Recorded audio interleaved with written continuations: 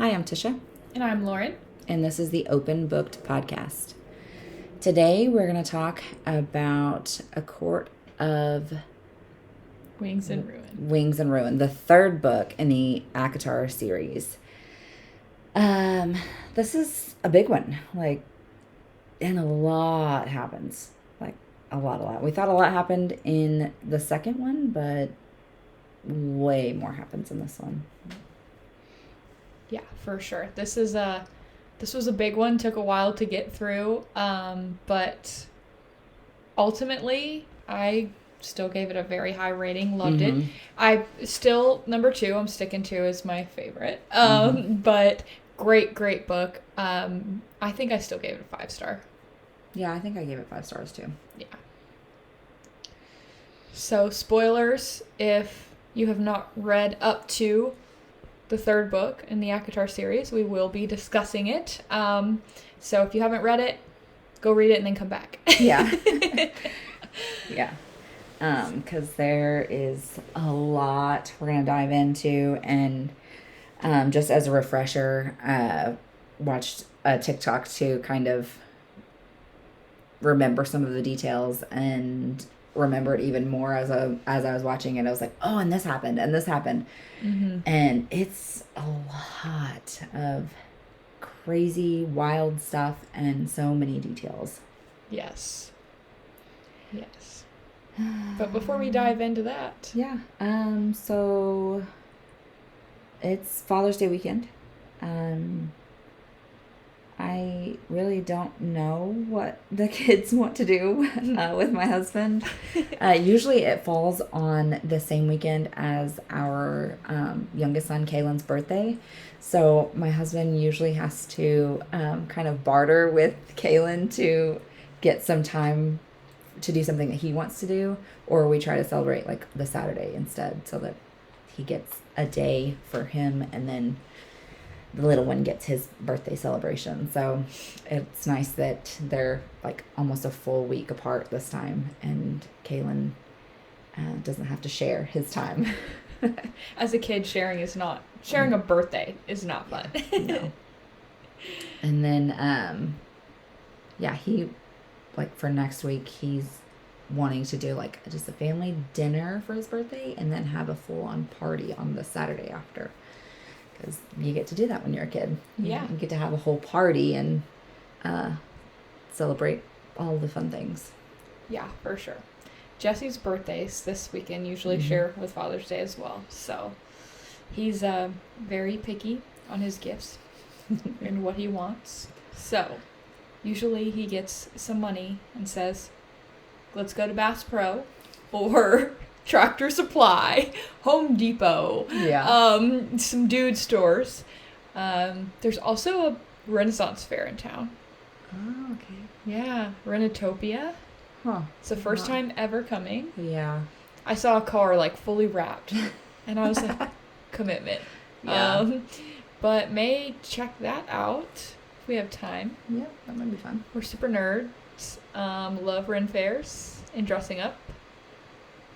I'm Fiona, always, because I love Shrek. I love Shrek a lot. Yes. So, yeah, that's really what's going on here. Well, it sounds like fun. Ready to dive in? Yep, let's do it. Buckle up. Also, I want to point out, we're both wearing our business shirts completely unplanned. We just showed up and she's like, are you wearing your Pinnacle shirt? I was like, yes. It's I'm wearing my Soto too, so it's funny. Always supporting the small businesses. Yes. For sure.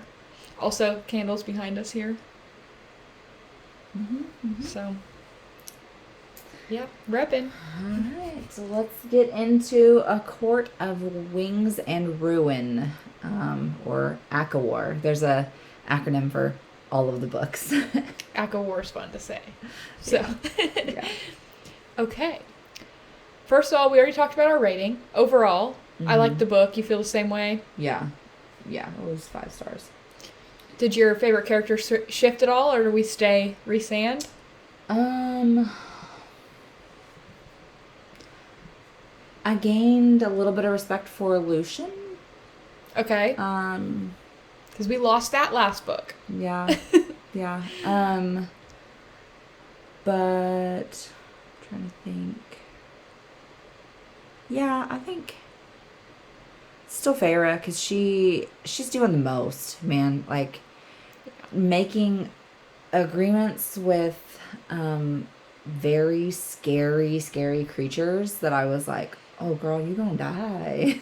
just trying to make the agreement with them, like, not 1, not 2, but 3. Yeah, she's like, let me do this for you, and let me do this for you, and let me do this for you, but you gotta save us. Like, you gotta come out when I call you, and you gotta have our backs. Yeah, for sure.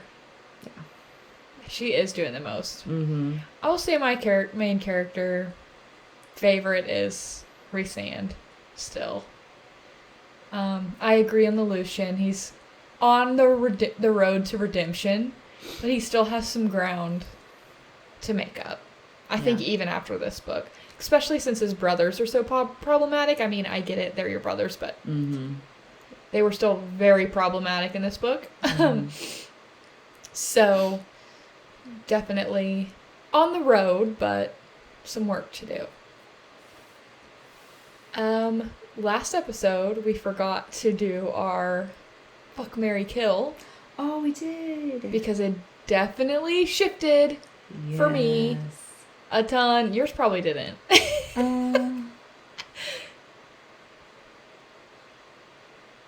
Yeah, it did. Mm-hmm. It did?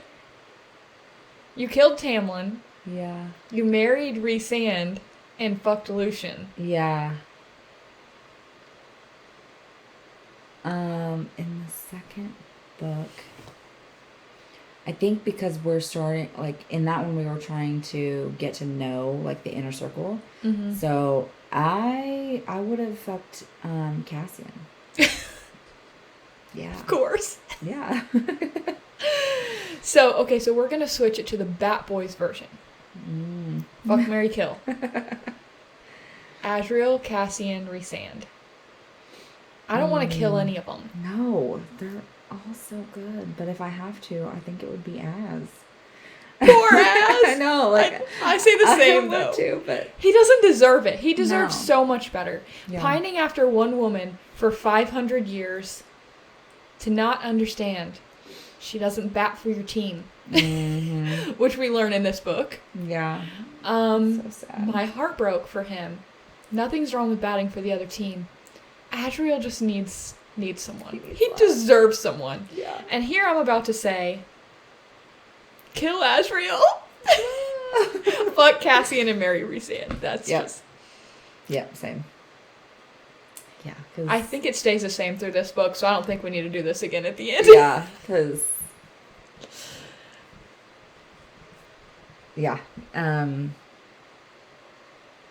They're all just so good. Like, they're just such good guys. And it's like... 3 amigos. You don't want to kill any of them. Yeah. But if you have no option... Yeah. Yeah. It hurt to say. Mm-hmm. I'm still recovering.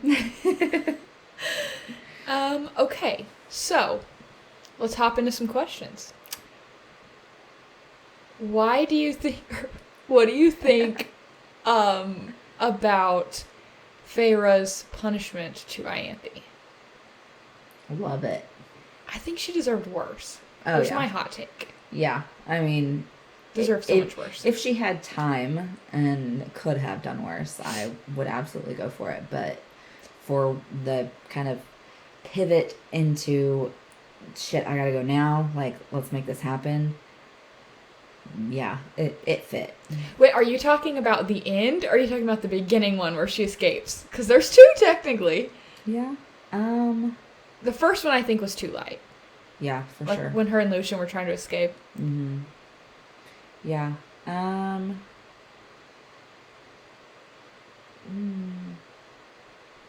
Yeah, I think it definitely should have been more.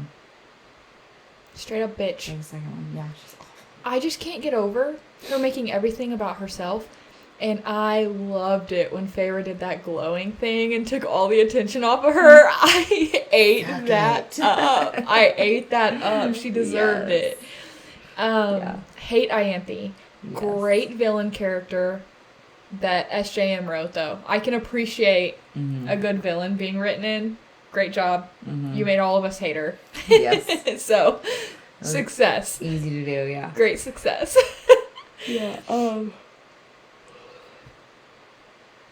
You think about the... Keep going, because I already forgot. No, you're good. What do you think about the Highburn peeps that were just camping out with Tamlin, and how Feyre fucked shit up? Again, fuck around and find out. We're still in that era. Mm-hmm. I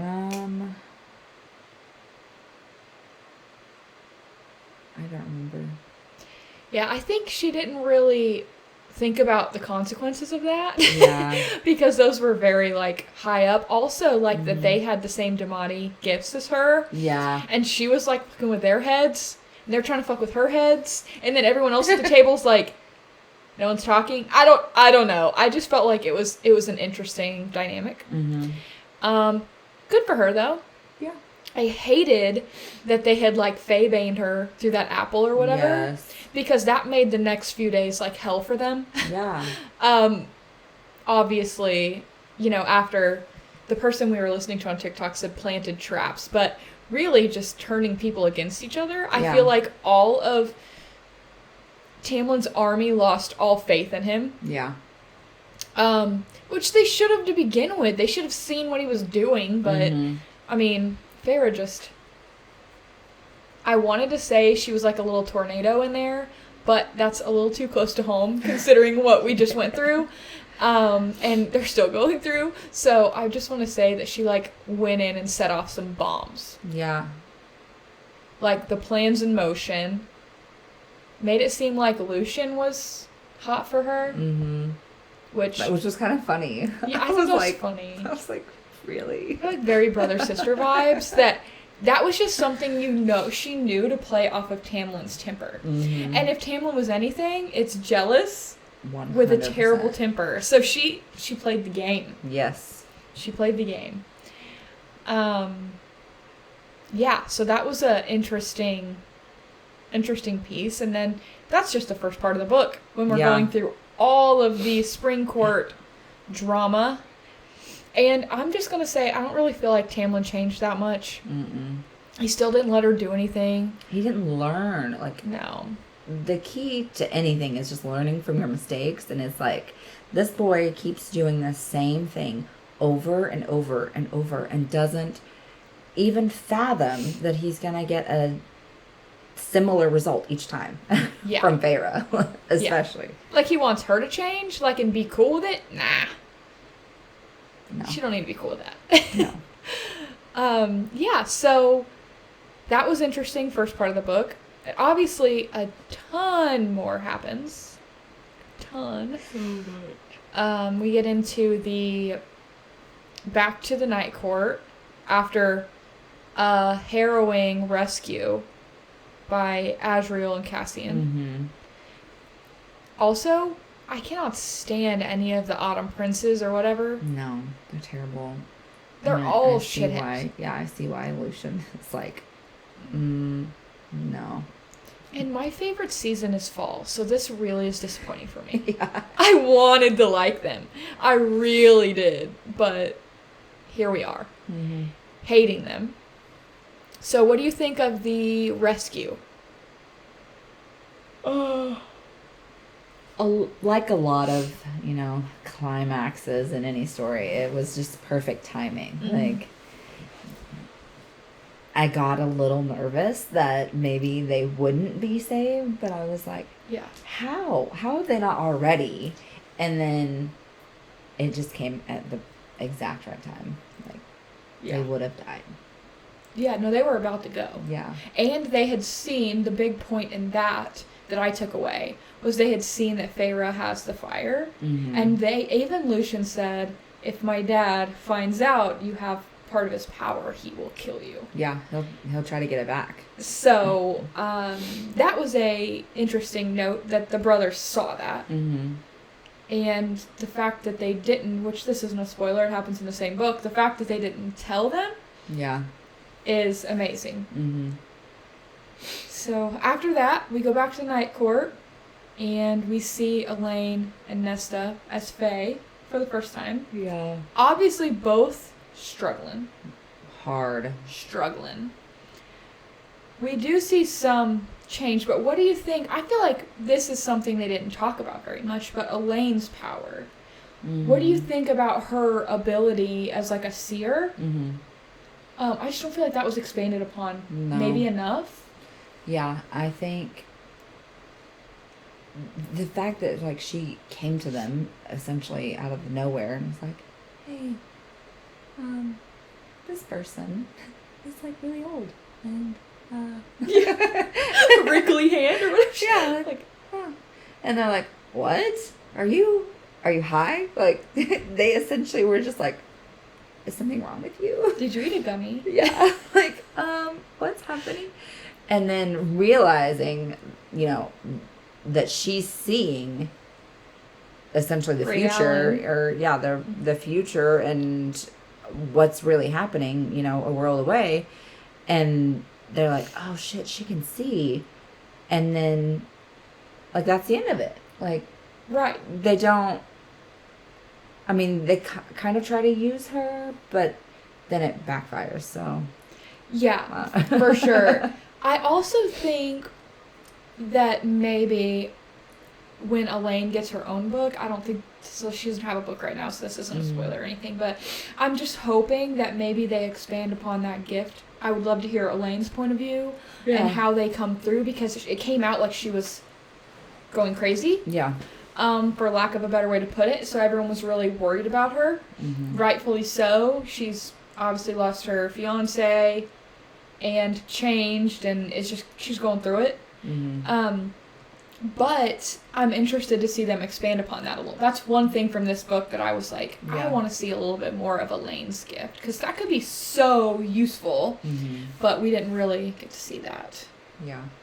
And I think it's kind of overshadowed by how depressed she is. Like the fact that she's not eating. She just kind of stands and stares out the window for a long time. So I almost wonder if she's not seeing other things that she's not telling them, or if she's trying to kind of interpret what she's seeing. And she's like, this is, like, there's got to be a lot going on in her brain with her dad dying and being essentially forced into this, like, whole thing. Like, it's a lot. Mm-hmm. Just because your sister shot a wolf in an eye. Yeah. Like. What? Yeah, what? This all started from that? Yeah. So this is an interesting thought. Why do you think Feyre felt that it was important that her and Rhys showed a united front to the family? You remember that point where she kind of challenged him, like she disagreed with him, and then she went and like apologized later, and he was like, don't ever. Yeah. He's like, I want you to like call me on my shit, essentially. Like, yeah. I want you to, one, be comfortable to do that, because we're a couple, like, we're mates. Yeah.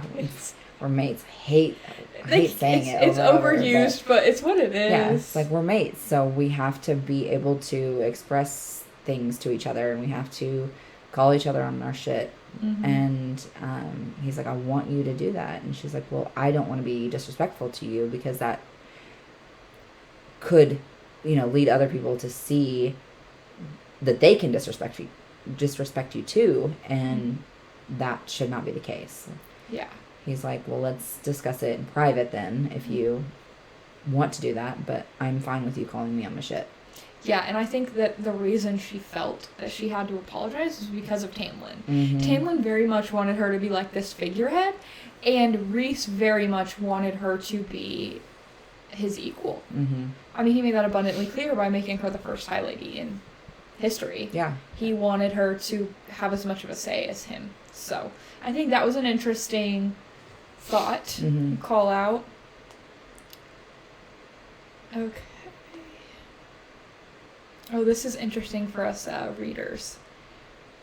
Isn't it insane that Feyre had never been to a library before the one in Velaris? Yeah.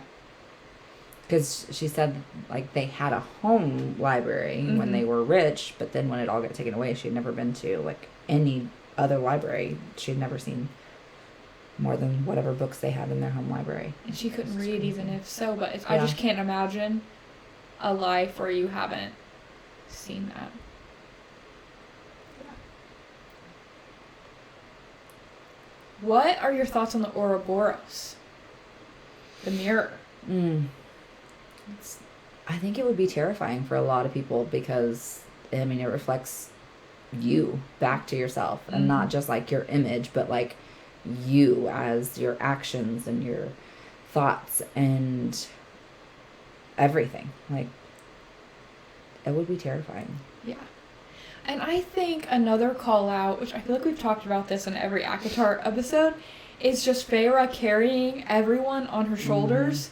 The fact that the Bone Carver wanted this for that deal. And she was like, there has to be another way because I can't go crazy. Yeah. Which I'm actually surprised because she's so self-sacrificial, I guess. So that surprised me at first. And then we go back and she's like, Suriel, talks to Suriel, we need some help. And then says, you know what, fuck it. I'm going to go get this thing because we need help. Yeah, I got to do what I got to do. And that she overcomes it. I just don't know how many people would just go on their own to risk so much, especially having so much to, at this point, she has a full-ass family. She has her 2 sisters, like, her dad is MIA at this point. Yeah. At this point. And so she has so much going for her, and she just said, you know what, I would give it all up to win this battle. So she goes, I don't know how many people could survive seeing, like, what she saw and then come out okay. Yeah, and it's not even that she wants to win this battle for herself or her family. She wants to do it for all of the people. Like, she wants freedom for everyone because if Hybern takes over, then they're all going to be, like, slaves, essentially. And go back to the way it was before, I guess, the first war. The wall, yeah. Yeah. So, we kind of got ahead of the meeting. Oh, yeah. That meeting, y'all. Just the way they, like, all I can picture is, there's a TikTok out there, but it's like, the whole fam just, like, barging in, and they're like, all right, we're gonna fuck shit up. Like, Night court's here. Yep. Yeah, no, I thought it was interesting. It's also interesting to me, at this point, we've known Rhys for 2 books. So we know the real Rhys for 2 books. We knew the fake Rhys in the first one. No one else knows the real Rhys.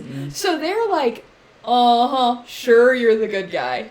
You are the guy who missed people for fun. You're the guy that they didn't see, like, the real. So everyone, like, I think the first part of it was just them overcoming that Rhys isn't actually a dick. Yeah.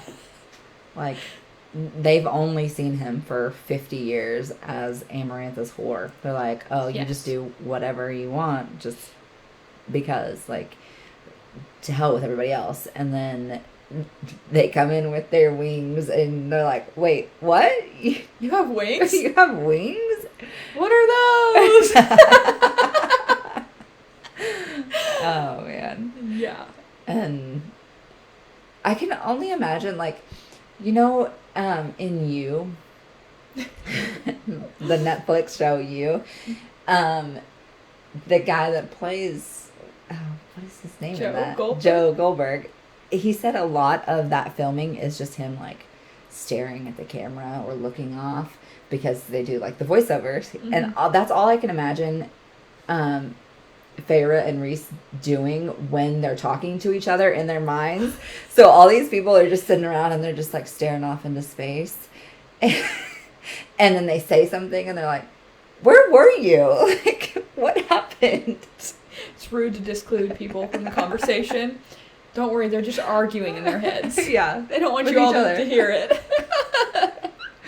That is really funny.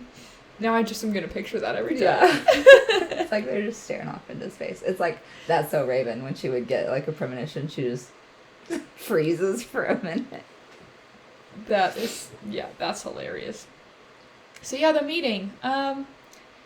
Tamlin threw a tantrum. Mm-hmm. Go figure. Per usual. I didn't even expect him to show up. So the Yeah. fact that he did surprise me. Mm-hmm. Knowing he was aligned. The last we heard from him, he was aligned with Hybern. Mm-hmm. And had traded. Well, yeah. He sold him out. Yeah. Then Feyre went in and fucked shit up. And then the last thing we knew, he was still on. And I think the biggest debate of the meeting after they got through the whole "you stole my girl" thing Mm-hmm. was Tamlin on their side or Was it Hybern? not? Yeah. I think everyone realized, okay, Rhys is a good guy. He wouldn't have gone through all this trouble. He wouldn't be exposing himself and all of his city Mm-hmm. for nothing. Yeah. So I think at this point they are trying to figure out, can Tamlin be trusted? Mm-hmm. He has no army, he has nothing. Feyre destroyed the Spring Court. So it's really the question of, do we trust Tamlin, and then that girl who made the cure thing for Faebane? Because we learned earlier in this book, Faebane is a problem. Because Feyre couldn't use her magic from one apple. Yeah. For what, like 3 or 4, I don't know, maybe 5 days? Yeah. It was an several days. extensive amount of time. So they knew that they needed to figure out the Faebane. Mm-hmm. Because that would be a weapon. For sure. Yeah. And Tamlin supposedly had some insight. But I don't know that anyone... I mean, ultimately I think it all worked out, but I think the whole meeting, the point was like, who's trusted, who's not? Mm-hmm. Do we do this? Do we not? So, it was an entertaining part of the book. Yeah. For sure. I was finding myself giggling. Yeah. But yeah, so after the meeting, we already kind of skipped to some of it. Feyre being a badass queen that she is. Or high lady, I should say. Nice. Then, what about the help that arrives when we expect to be going to shit? Yeah. I was shocked. I expected the Miriam and Drake, I hope I said Draken. that right. Draken. Mm-hmm. I expected that because that one was so foreshadowed. Yeah. Especially after we found out about Jurian actually being good. Mm-hmm. That was another shock when they went Yeah. to visit the humans. And Jurian's like, "What's up, guys? I'm double actually, agent." Yeah, I'm actually a double agent. Actually a good guy. I'm here on to your help side. Which kind of shocked me. Yeah, for sure. Honestly, it shocked me more when I saw that he was, like, aligned with Hybern when he was in the Spring Court. I was like, wait, this is the Why? human that hates, like, that Amarantha hated? Mm-hmm. So it kind of shocked me, but then it shocked me again. Mm-hmm. Like, this, now it makes sense. Yeah. It makes sense. But, Miriam and Drake and I expected. It's Mhm. heavily foreshadowed. But not Papa Archeron. Yeah. Finally stepping it up, growing a pair of balls, Yeah. getting a couple boats, Yeah. naming them after the girlies. Yeah, that was so sweet. That was sweet. I did tear up a little bit at that Mhm. part. Just, Oh, he's being a dad. Yeah. way to go! Way to come save your girls. Yeah. And then, obviously, his death Yeah, it was so sad. was very soon. But I love the way Nesta reacted. Like, Yeah. okay, Yeah. you take my dad? Like, she You're called it out. done. She's like, you're done. You're done. And then Elaine doing that with Asriel's blade. Oh. Asriel never lent his blade to anyone in, 500 years? Yeah. And he gave to sweet little flower gardening Mm-hmm. Elaine. Yeah, like, what's she gonna do with it? Apparently kill the king of Hybern. Yep. Go off. Yes. Gotta keep them on their toes. Surprises around every corner. Yes. So I felt that was a nice wrap up. I expected it to be Feyre or Rhys. Mm-hmm. So I liked that it wasn't what I expected. Wild I card. didn't expect Elaine or Nesta. I did not expect Papa Archeron Mm-mm. at all. Yeah, so that was a great twist. Said in the last episode. You can keep us surprised. We're loving it. 5 stars. 5 stars, yes. And then after, when Amryn pulls a little bamboozle, is what I'm going to call it. Yeah. I got so mad at Amryn. So mad. Yeah. I was like, girl, this is your high lady. She genuinely did that, though, thinking about everyone else and not any sort of hierarchy. I genuinely think her heart was in the right place. Like, this will save everyone. Yeah. And not just caring about high lady, high lord, human, fae, creature. Yeah. It was just all, this will save everyone. So, I'm going to say, came out in the wash. Yeah. But tell me how you were feeling when Rhysand died. I was devastated. I was like, no. Like, I was bawling. How, after all of this, how did they lose him? I was like, how does Feyre, who deserves happiness and love more than anybody because of all of the self-sacrificing she's done, I was like, how does she lose, like, the love of her life, essentially? I was like, this isn't fair. But also, I know there's 2 more books, so maybe not. Maybe, I don't know. So yeah, I was really devastated. Yeah, I was too.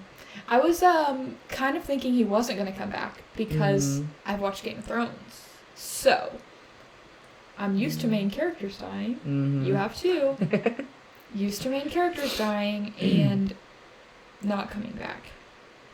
But I guess they did once in Game of Thrones. Just once. But yeah, no, that part was very sad. But seeing all of the High Lords step up was cool. Even Tamlin, which I kind of thought he would be the one that didn't. Yeah, that was the only kind of redeeming moment for me, for Tamlin, because he could see how much Feyre was hurting, and the fact that she was begging him gave him all he needed to know about where he kind of fell in that triangle. Yeah. But I think that showed that he did have a little bit of love for her. Like, he doesn't really know how to love properly, but he had some in there for her. So he gave that little nugget of himself to make sure she was happy. So yeah, I think nice. That proved that I think that was the defining moment for Tamlin to say, it's over. Yeah. This is real. This was not a fake. This was not anything. This was not a glamour. This was not a mind thing. This was genuine. They're mates. True love. She's begging. Yeah. So I think that was his realization moment. So I think it was an important aspect in the book for like everyone to be able to move on. Yeah. And it's interesting to me that Feyre was saved by the light of the 7 High Lords, right? And so was Rhysand. Feyre got a nugget of all their power, and Rhysand did not. Yeah. Was it because he was already Fae? I think so. And she was human, so she had to get some sort of powers? And he already has, like, the best power you can get, supposedly. Yeah. So, yeah, it's interesting, the differences between the two. It's almost like she, being human originally, was more kind of like a sponge. Like, she absorbed more, and his was literally just, like, essentially to fix his heart. It's like, and pull Amryn. Yeah. And pull Amryn out. Yeah. What do we think about Amryn coming back as just normal Fae? I think it's kind of weird. It's kind of weird, and it still doesn't answer really what she was. No. Like, when we were talking about it in another episode, I was like, what is Amryn? It's not a spoiler because we still don't know. Yeah. I don't think. If I missed that, somebody tell me, but I still don't know. Yeah, because, I mean, the only explanation is really that she's older than anything, like time itself, essentially, and nobody really knows what that means or what that says about her or what she is. Yeah. Crazy. Yeah, it's all wild. She's a badass, though, so we'll leave it at that.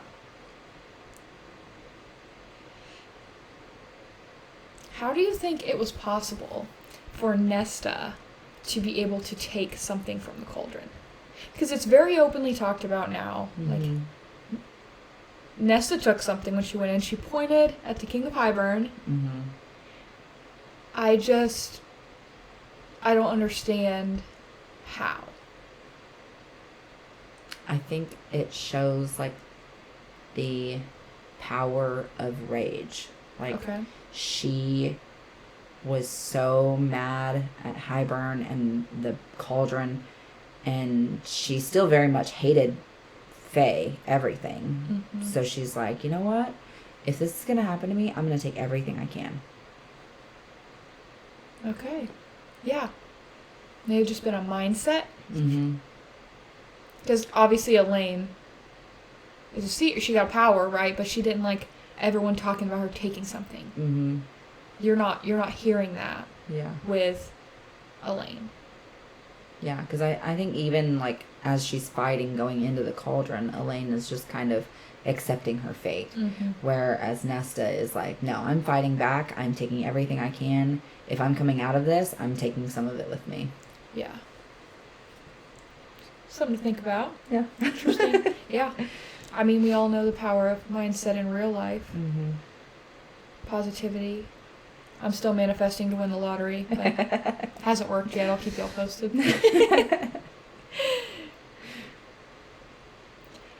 What is the unexpected surprise with Lucian and his mother?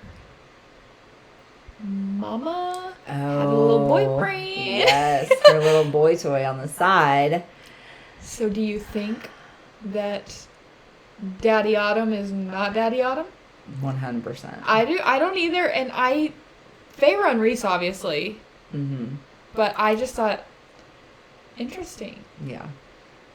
If he's passed this whole time, right, that actually did surprise me as well. If he's passed this whole time, that would explain why his brother Eris doesn't really see him as a threat and hasn't tried to do anything about it. Yeah. Like, oh, go hang out with your cranky man-child at the Spring Court.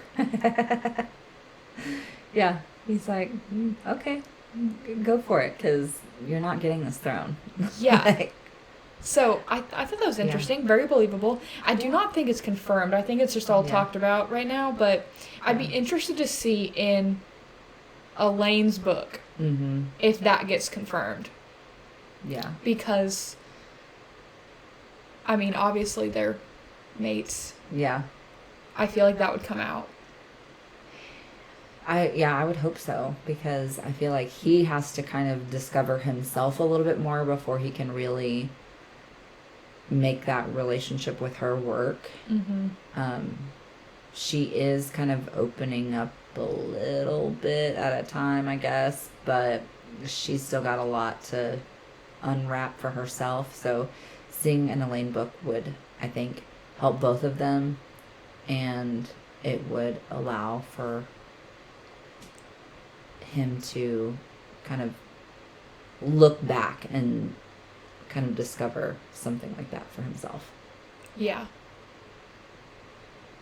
I think all in all, like I said at the beginning, this is a lot, this book. Great, though. Like, yeah, this so good. So good. This is what's really got, like, everyone that I've talked to hooked. Yeah. It's not the first book, no offense. It's just world building. It's got to be there. Under the Mountain's cool, but it's really these two books that everyone's like, now we're in the cult. Yeah. We're in the cult. So really, really, really enjoyed this one and the nice, pretty bow. But that being said, there's still some work. There's still bad guys alive. King of Hyburn's dead, obviously. Papa Archeron. One thing we forgot to mention was Nesta yelling at Cassian and killing his whole army, but saving him. Yeah. Like, what? I mean, I'm glad she saved him. We needed Cassian, but it just was an interesting